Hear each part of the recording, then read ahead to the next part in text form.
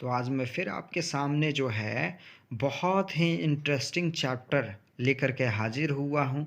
ये चैप्टर का pros section का तीसरा चैप्टर है जिसका नाम है ए पिंच ऑफ स्नफ, जिसका ऑब्जेक्टिव मैं सामने आप करके लेकर के आया हूँ। उससे पहले थोड़ा सा जो है ऑथर के बारे में जान लेते हैं। तो इसके ऑथर जो है मनोहर मालगांवकर हैं और ये एक नोवेलिस्ट भी हैं और शॉर्ट स्टोरी राइटर भी हैं।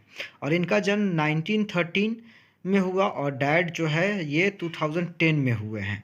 तो इनके बारे में थोड़ी सी जानकारी हमने दी है। अभी इसके बाद जो है सबरी में मैं विशेष जानकारी दूंगा। फिलहाल के लिए जो है मैं जितनी भी ऑब्जेक्टिव बताने वाला हूँ उसको कॉपी लेकर के आप लोग लिखना भी शुरू कर दीजिए। ठीक है, आपके लिए बहुत ही हेल्पफुल है। इससे अच्छा ऑब्जेक्टिव और कहीं नहीं मिलेगा।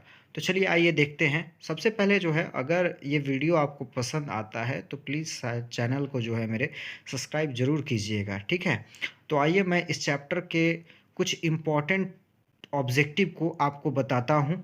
तो सबसे पहले जो है यहाँ पे हम लोग देखेंगे जो हमारे चैप्टर का जो है यहाँ पे पहला ऑब्जेक्टिव है हमारा। यहाँ पे देखिए, तो हमारा पहला क्वेश्चन है a pinch of snuff is written by. तो ए पिंच ऑफ स्नफ किसके द्वारा लिखा गया है? मनोहर मालगांवकर के द्वारा होता है, लिखा गया है। तो यहाँ पे ए पिंच पिंच का मतलब होता है चुटकी और स्नफ का मतलब होता है सूंघनी। सूंघनी यानी कि एक नशीला पदार्थ समझ लीजिए। तो इसका मतलब ये होता है कि ए पिंच ऑफ स्नफ को किसने लिखा? मनोहर मालगांवकर ने। और ये हमारे क्या है? इंडियन राइटर है। ठीक है, ओके। तो अगला हमारा क्वेश्चन है who was coming to visit the narrator's family. यानी कि कौन है जो नरेटर, नरेटर यहाँ का मतलब होता है लेखक के बारे में कहा जा रहा है। यानी कि कौन है जो माने लेखक के फैमिली से मिलने के लिए आ रहा था। तो कौन था? नानू काका। ठीक है, तो अगला हमारा क्वेश्चन है when was Manohar Malgaonkar born. यानी कि मनोहर मालगांवकर का जन्म कब हुआ? तो मनोहर मालगांवकर का जन्म जो है 1913 में हुआ। जैसा कि यहाँ ऑप्शन बी में आप देख पा रहे होंगे। और मैंने आपके सामने जो है आपके आसानी के लिए मैंने यहाँ पे फ्लैश भी कर दिया है 1913। ठीक है दोस्तों, तो ये आपको अच्छे से समझ में आ रहा होगा। तो अगला हमारा क्वेश्चन है Nanu Kaka was related to the narrator as he was his. यानी कि नरेटर जो है वो नानू काका के रिश्ते में क्या लगते थे? यहाँ हिज मिस मतलब जो है यहाँ पे एज ही वाज हिज मतलब जो हो गया ये नानू काका के लिए इस्तेमाल किया गया है। तो नानू काका जो है नानू काका के रिश्ते में नरेटर क्या लगते थे? तो नरेटर जो है नानू काका के रिश्ते में जो है नेफ्यू लगते थे, यानी कि भांजा लगते थे। यहाँ नेफ्यू मीन्स भतीजा नहीं होगा, भांजा होगा। ठीक है दोस्तों, तो अगला क्वेश्चन है हमारा name of the son of Sohan Lal Ratiram was. यानी कि सोहन लाल रातीराम के बेटे का क्या नाम था? तो जहाँ तक आप देख पा रहे होंगे यहाँ पे क्या नाम है उनका? रातीराम। ठीक है दोस्तों, सोहन लाल जो है ना ये क्या है? दिल्ली का पार्टी बॉस है। ठीक है ना, और इनके बेटे का नाम क्या है? रातीराम है। ठीक है, तो अगला क्वेश्चन है हमारा Sohanlal Ratiram was the party boss इन।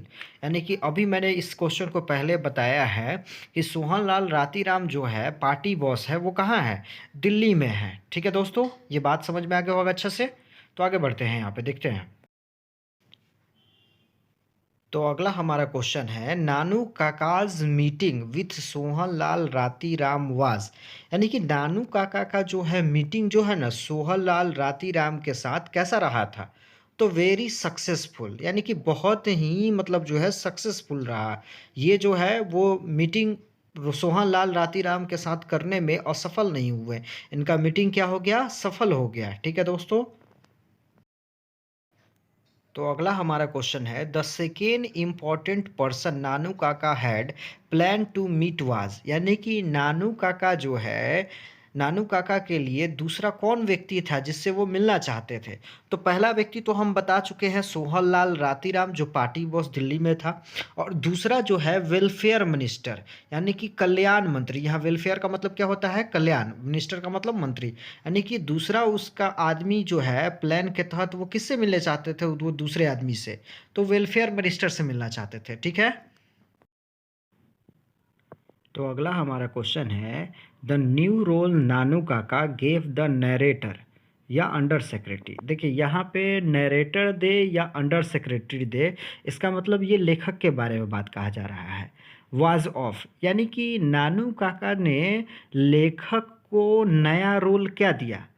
तो यहाँ पर जो है लेखक को उन्होंने ड्राइवर का रोल दिया, जब वो किससे, पार्टी बॉस जो है दिल्ली के पार्टी बॉस जो सोहनलाल रातीराम है उनसे मिलने जा रहे थे, तो उनको जो है क्या दे दिया, कह दिया नानू काका ने कि तुम मेरे ड्राइवर बन के चलोगे। ठीक है, तो ये बात समझ में आ गया होगा।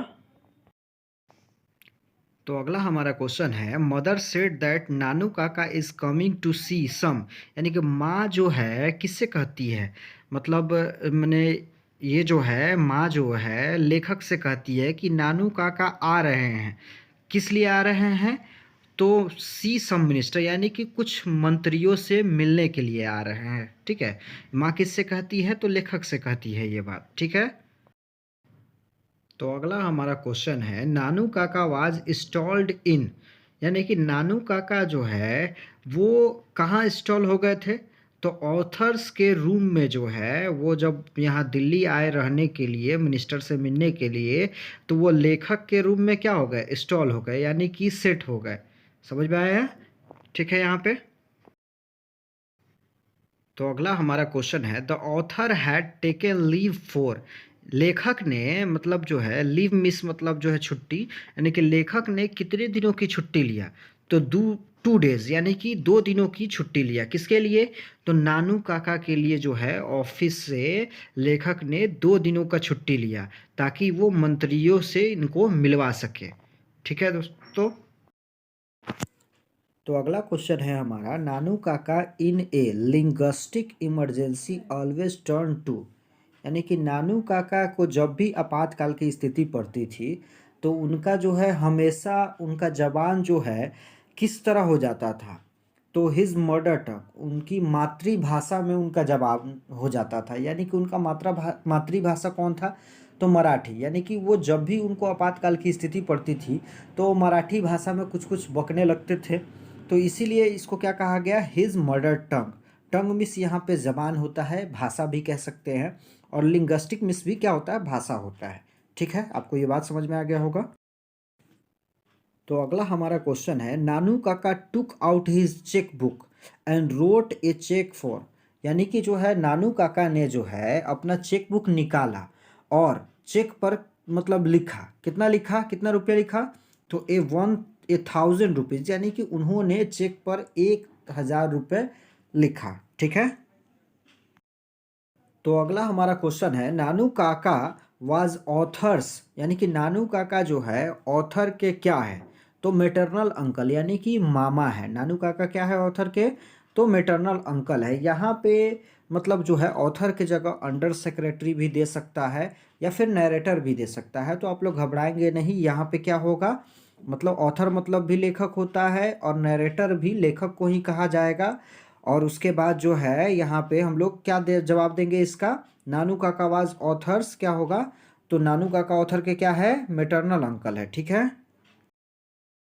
तो अगला हमारा क्वेश्चन है, Nanu Kaka had third class ticket but travel in the second class because. Nanu Kaka के पास जो है वो टिकट किसका था? थर्ड क्लास कैरेज का था, लेकिन वो ट्रैवल यानी कि यात्रा किस में कर रहे थे? सेकेंड क्लास कैरेज में यात्रा कर रहे थे, यानी कि श्रेणी में कर रहे थे। क्यों? इसका क्या कारण था? तो there was no room in the third class, क्योंकि मैंने तीसरे श्रेणी की जो कैरेज यानी कि बोगी जो है जिस श्रेणी में, उसमें क्या था? जगह नहीं था। इसलिए क्या हो गया, ये किस में ट्रेवल कर रहे थे? सेकेंड क्लास में कैरेज में, यानी कि श्रेणी में, और बोगी भी कह सकते हैं, उसमें ट्रेवल कर रहे थे। ठीक है। तो अगला हमारा क्वेश्चन है, ऑन द प्लेटफॉर्म नानू काका हैंडेड ओवर द ऑथर, यानी कि प्लेटफॉर्म पर जो है रेलवे स्टेशन पर नानू काका ने ऑथर को क्या हाथ में थमाया? तो ए बास्केट, यानी कि एक टोकरी को जो है नानू काका ने ऑथर को हाथ में प्लेटफॉर्म पे थमा दिया कि तुम इसको रखे रहो। ठीक है। तो अगला क्वेश्चन है, द बास्केट कंटेंट, देखिए बास्केट में जो है क्या था, जो नानू काका ने स्टेशन पर ऑथर को जो बास्केट थमाया था ना, तो उस बास्केट में क्या कंटेंट, कंटेंट मीन्स मतलब कंटेंट में मतलब ले जाना, तो बास्केट में क्या ले जाया जा रहा था, टोकरी में क्या ले जाया जा रहा था? तो एक कैट, एक बिल्ली को ले जाया जा रहा था। जो बिल्ली को किसने लाया था? नानू काका ने अपने साथ लाया था। तो उसको किस में डाल दिए थे? टोकरी में डाल दिए थे। और प्लेटफॉर्म पर किसको थमा दिए थे? ऑथर को थमा दिए थे। ठीक है, तो ये बात समझ में आ गया होगा आपको। तो अगला क्वेश्चन है हमारा, डॉट इज ए ह्यूमोरियस स्टोरी। ह्यूमोरियस मतलब होता है हास्य, हास्य यानी कि हंसी वाली कहानी। इनमें से कौन है, मतलब तो यहाँ पे देखेंगे, ए पिंच ऑफ स्नफ जो है क्या है? ह्यूमोरियस स्टोरी है, यानी कि हास्य कहानी है, हास्य कथा है। ठीक है ना, यानी कि जिस कहानी को पढ़ने के बाद जो है हंसी लगने लगे ना, तो वो क्या हो गया? ह्यूमोरियस कहानी मतलब स्टोरी हो गया। ठीक है, तो ये बात समझ में आ गया होगा आपको। तो हमारा इस वीडियो का अंत क्वेश्चन जो है ये क्या है, there is nothing like honesty was said by, यानी कि ये जो है ये मैंने कहा गया किसके द्वारा कि यहाँ जो है ईमानदारी के सिवा कुछ भी नहीं है। तो ये लाइन किसके द्वारा कहा गया है? तो नानू काका के द्वारा कहा गया है। ठीक है, ये बात समझ में आ गया होगा। अब जो है अगली वीडियो में मैं और ज़्यादा इसकी जो है शेष ऑब्जेक्टिव क्वेश्चन है वो मैं लेकर के हाजिर हूँगा। फ़िलहाल के लिए आज के लिए इतना ही। अगर मेरा वीडियो अच्छा लगा तो इसको शेयर, सब्सक्राइब और लोगों तक ज़रूर पहुँचाइए, ताकि जो है और जिसकी पढ़ाई रुकी हुई है उसकी भी पूरी हो जाए। ठीक है दोस्तों, okay, take care, bye bye.